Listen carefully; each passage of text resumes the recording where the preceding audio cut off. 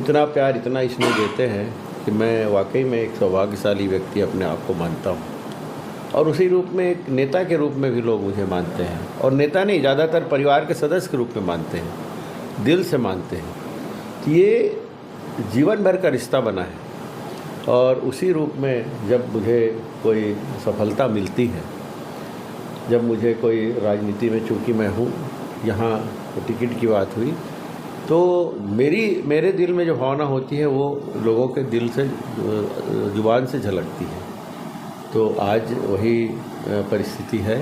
और फिर से एक बार पार्टी के शीर्ष नेताओं ने जो दुर्ग लोकसभा की जनता के विश्वास के आधार पे यहाँ के माननीय कर्मठ हमारे कार्यकर्ता भाई बहन, भारतीय जनता पार्टी की युवा साथियों की कर्मठता और निडरता, निर्भीकता के कारण ये विश्वास फिर से मेरे ऊपर हमारे शीर्ष नेता माननीय प्रधानमंत्री नरेंद्र मोदी जी, माननीय जेपी नड्डा जी, माननीय अमित शाह जी, और सभी चुनाव जो कमेटी है केंद्रीय, वो और प्रदेश के हमारे मुखिया माननीय विष्णुदेव साय जी, माननीय किरण देव जी, यहाँ के हमारे प्रमुख लीडर, सब ने ये विश्वास जताया है। उसके लिए मैं बहुत बहुत धन्यवाद देता हूँ, आभार व्यक्त करता हूँ। और ये विश्वास भी दे जाता हूँ कि जिस विश्वास के आधार पे उन्होंने ये जिम्मेदारी, जवाबदारी दी है, उस पर हम खरा उतरेंगे और ज़्यादा अधिकतम मतों से जीतकर भारतीय जनता पार्टी की झोली में हम ये लोकसभा सीट देंगे। विधानसभा चुनाव में आपने जो घोषणा पत्र बनाए थे, उसका बहुत कुछ पार्टी को फ़ायदा हुआ और जनता भी उस पर विश्वास किया है। इस बार क्या नया कुछ रहेगा महिलाओं के लिए, खासकर जो डिवोर्स महिलाएं हैं उनके लेकर के काफ़ी यहाँ चिंताएं बनी रहती हैं। उस कानून के लिए आप उनको, महिलाओं के लिए क्या कहेंगे? हाँ, घोषणा पत्र की जवाबदारी मुझे मिली थी और उसमें हमने मेहनत भी की, सबने मिलकर, पूरी टीम ने। लगभग 40 विधानसभा मैं स्वयं घूमा और नीचे से लेकर ऊपर तक के अधिकारियों से, कर्मचारियों से, व्यापारियों से, फुटकर व्यापारी से लेकर बड़े उद्योगपति, सभी समाज के प्रमुखों से, और जो सड़क में घूमने वाले खिलाड़ियों से, चाहे वो कलाकारों से, सबसे मैंने चर्चा की और उसका प्रतिफल निकाल कर कि शासन और सरकार से इनको चाहिए क्या, क्या अपेक्षाएं हैं, उसके अनुसार हमने अपने घोषणा पत्र में उसको प्रमुखता से स्थान दिया। और सिलसिलेवार उस पर विश्वास करके लोगों ने मुहर लगाया और भारतीय जनता पार्टी की सरकार बनाई, माननीय विष्णुदेव जी की सरकार बनाई। मोदी गारंटी का नाम दिए थे हम उस संकल्प पत्र को, घोषणा पत्र को, और अक्षरशः पालन हमारे माननीय विष्णुदेव साय जी के नेतृत्व में चलने वाली सरकार कर रही है। तो उसका प्रतिफल भी इस चुनाव में मिलेगा, ये हम विश्वास के साथ कहना चाह रहे हैं। आप 5 साल के कार्यकाल में कोई ऐसा काम रह गया आपके लिए कि जो नहीं हो पाए, उसको आने वाले समय में उसको निराकरण करेंगे? तो आपके मन में कोई ऐसी बात है कि जो चाह के भी नहीं कोई काम हुआ हो?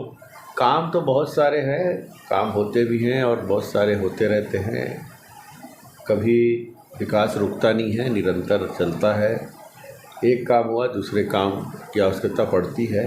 और मगर एक मलाल ये है कि इस बार जब सरकार 2018 से कांग्रेस की थी, विपक्ष में होने के कारण हम लोग हर जगह संघर्ष कर रहे थे।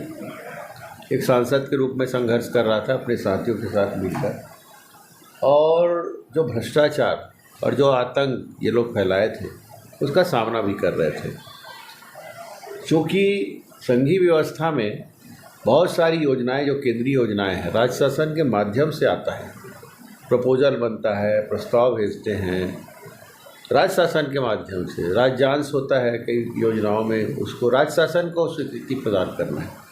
इस रूप में कांग्रेस सरकार उसमें लापरवाही बरतती थी, नहीं करती थी। कोई उनके मन में कोई केंद्रीय योजनाओं के प्रति कोई भावना ही नहीं थी, इसलिए नहीं कर पाए। मगर इस बार परिस्थिति जन्य है, डबल इंजन की सरकार है, माननीय विष्णुदेव साय जी भाजपा से हमारे मुख्यमंत्री हैं, इसलिए अब निश्चित रूप से जो मन में बातें हैं वो अब अपेक्षाकृत ज़्यादा होगी, ऐसा मैं मानता हूँ। आपने कहा कि मैं परिवार के बीच में, अपने लोग बीच में ही, आपको लेकर के बहुत लोगों में खुशी रहती है कि सुख में न पहुँचे पर दुख में ज़रूर आज पहुँचते हैं। नहीं, मैं पूरा प्रयास करता हूँ। मेरा बचपन से आदत है कि किसी भी मानव के जीवन में दो ही तो महत्वपूर्ण परिस्थितियाँ आती हैं, एक सुख है, एक दुख है। और उसमें एक पारिवारिक सदस्य के रूप में अगर मुझे आमंत्रित किए हैं तो मेरा फ़र्ज़ बनता है कि वहाँ एक पारिवारिक सदस्य के रूप में उनके यहाँ जाऊँ और ज़्यादा से ज़्यादा जगह पहुँचने का प्रयास करता हूँ। हाँ, समय के अभाव के कारण कई जगह नहीं पहुँच पाते, लेकिन कभी उस तरफ दौड़ा गया तो उसके यहाँ ज़रूर पहुँचूँगा, या कभी लोकसभा में चला गया, कभी अन्य दौरे में चला गया, उस दिन मैं नहीं रहा तो भी मैं, ऐसा रूटीन मेरा है कि मैं जाने का प्रयास करता हूँ या टेलीफोनिक उनसे बात करता हूँ। आपको टिकरवे क्षेत्र की जनता के लिए आप क्या कहेंगे, आप कार्यकर्ताओं के लिए क्या संदेश देंगे?